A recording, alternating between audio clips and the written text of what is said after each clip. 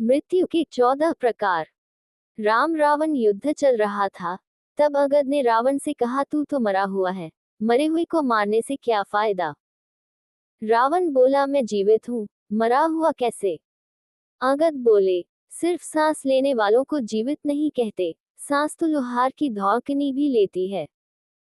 तब अगद ने मृत्यु के 14 प्रकार बताए।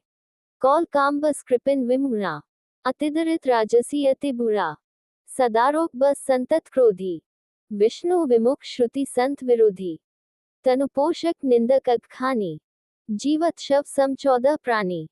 1. कामवश। जो व्यक्ति अत्यंत भोगी हो, कामवासना में लिप्त रहता हो, जो संसार के भोगों में उलझा हुआ हो, वह मृत समान है। जिसके मन की इच्छाएं कभी खत्म नहीं होती और जो प्राणी सिर्फ अपनी इच्छाओं के अधीन होकर ही जीता है, वह मृत समान है। वह अध्यात्म का सेवन नहीं करता है, सदैव वासना में लीन रहता है। 2. वाममार्गी।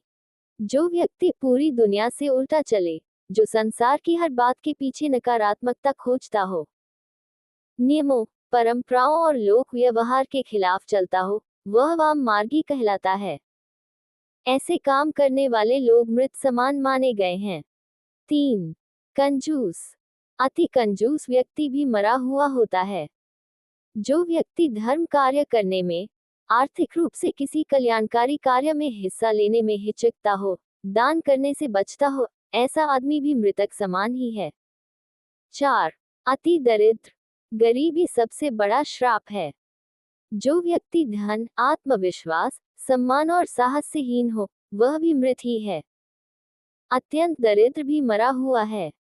गरीब आदमी को दुत्कारना नहीं चाहिए, क्योंकि वह पहले ही मरा हुआ होता है। दरिद्र नारायण मानकर उनकी मदद करनी चाहिए। 5. विमूढ़। अत्यंत मूढ़ यानी मूर्ख व्यक्ति भी मरा हुआ ही होता है। जिसके पास बुद्धि विवेक न हो, जो खुद निर्णय न ले सके, यानी हर काम को समझने या निर्णय लेने में किसी अन्य पर आश्रित हो, ऐसा व्यक्ति भी जीवित होते हुए मृतक समान ही है। मूढ़ अध्यात्म को नहीं समझता। 6. अजसी। जिस व्यक्ति को संसार में बदनामी मिली हुई है, वह भी मरा हुआ है। जो घर परिवार, कुटुंब, समाज, नगर, राष्ट्र, किसी भी इकाई में सम्मान नहीं पाता, वह व्यक्ति भी मृत समान ही होता है। 7. सदा रोगवश। जो व्यक्ति निरंतर रोगी रहता है, वह भी मरा हुआ है।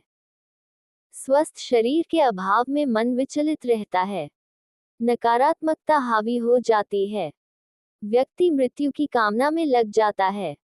जीवित होते हुए भी रोगी व्यक्ति जीवन के आनंद से वंचित रह जाता है। 8. अति बूढ़ा। अत्यंत वृद्ध व्यक्ति भी मृत समान होता है, क्योंकि वह अन्य लोगों पर आश्रित हो जाता है। शरीर और बुद्धि दोनों अक्षम हो जाते हैं। ऐसे में कई बार वह स्वयं और उसके परिजन ही उसकी मृत्यु की कामना करने लगते हैं, ताकि उसे इन कष्टों से मुक्ति मिल सके। 9. सतत क्रोधी। 24 घंटे क्रोध में रहने वाला व्यक्ति भी मृतक समान ही है। ऐसा व्यक्ति हर छोटी बड़ी बात पर क्रोध करता है। क्रोध के कारण मन और बुद्धि दोनों ही उसके नियंत्रण से बाहर होते हैं। जिस व्यक्ति का अपने मन और बुद्धि पर नियंत्रण न हो, वह जीवित होकर भी जीवित नहीं माना जाता। पूर्व जन्म के संस्कार लेकर यह जीव क्रोधी होता है। क्रोधी अनेक जीवों का घात करता है और नरकगामी होता है। 10.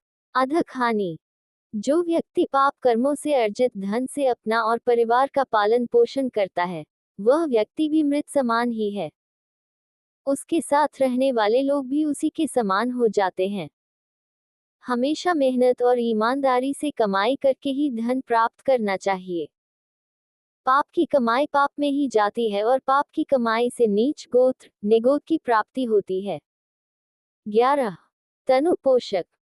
ऐसा व्यक्ति जो पूरी तरह से आत्म संतुष्टि और खुद के स्वार्थों के लिए ही जीता है, संसार के किसी अन्य प्राणी के लिए उसके मन में कोई संवेदना न हो, ऐसा व्यक्ति भी मृतक समान ही है।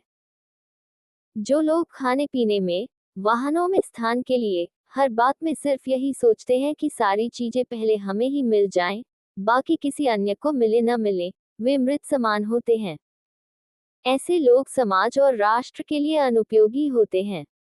शरीर को अपना मानकर उसमें रत रहना मूर्खता है, क्योंकि यह शरीर विनाशी है, नष्ट होने वाला है। 12. निंदक। अकारण निंदा करने वाला व्यक्ति भी मरा हुआ होता है, जिसे दूसरों में सिर्फ कमियां ही नजर आती हैं। जो व्यक्ति किसी के अच्छे काम की भी आलोचना करने से नहीं चूकता है, ऐसा व्यक्ति जो किसी के पास भी बैठे तो सिर्फ किसी न किसी की बुराई ही करे, वह व्यक्ति भी मृत समान होता है। पर निंदा करने से नीच गोत्र का बंध होता है। 13. परमात्म विमुख। जो व्यक्ति ईश्वर यानी परमात्मा का विरोधी है, वह भी मृत समान है। जो व्यक्ति यह सोच लेता है कि कोई परम तत्व है ही नहीं, हम जो करते हैं वही होता है, संसार हम ही चला रहे हैं, जो परम शक्ति में आस्था नहीं रखता, ऐसा व्यक्ति भी मृत माना जाता है। 14. श्रुति संत विरोधी। जो संत, ग्रंथ, पुराणों का विरोधी है, वह भी मृत समान है। श्रुत और संत समाज में अनाचार पर नियंत्रण, ब्रेक का काम करते हैं।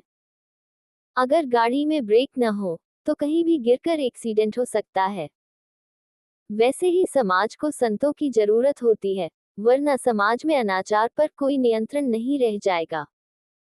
अतः मनुष्य को उपरोक्त 14 दुर्गुणों से यथासंभव दूर रहकर स्वयं को मृतक समान जीवित रहन से बचाना चाहिए।